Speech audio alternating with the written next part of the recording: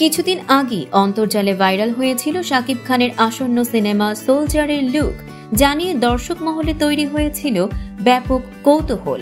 আর এবার সেই নতুন লুক নিয়েই প্রকাশ্যে হাজির হয়ে সবাইকে তাক লাগিয়ে দিলেন শাকিব খান। শুক্রবার সকালে রাজধানীর বনানীতে একটি প্রতিষ্ঠানের নতুন আউটলেট উদ্বোধন করতে উপস্থিত হন তিনি, আর তাতেই সৃষ্টি হয় জনস্রোত। শাকিব খানের আগমনের খবর ছড়িয়ে পড়তেই শত শত দর্শক ভিড় জমায় বনানীতে। পুরো এলাকা মুখরিত হয়ে ওঠে শাকিব খান ধ্বনিতে। নায়কও তার ভক্তদের ভালোবাসার প্রতিদান দেন।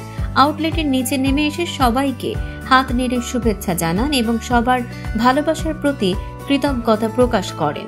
এদিকে শাকিব বর্তমানে ব্যস্ত সময় কাটাচ্ছেন সাকিব ফাহাদ পরিচালিত সোলজার সিনেমার শুটিংয়ে। এই ছবিতে তার বিপরীতে অভিনয় করছেন জনপ্রিয় অভিনেত্রী তানজিন তিশা। অ্যাকশন ও রোমাঞ্চে ভরপুর এই সিনেমাটি আগামী বছর প্রেক্ষাগৃহে মুক্তির কথা রয়েছে। শাকিবের নতুন লুক ও ভক্তদের উচ্ছ্বাস দেখে বোঝা যাচ্ছে সোলজার হতে যাচ্ছে তার ক্যারিয়ারের আরেকটি বড় হিট, আর সেই অপেক্ষায় এখন পুরো ঢালিউড।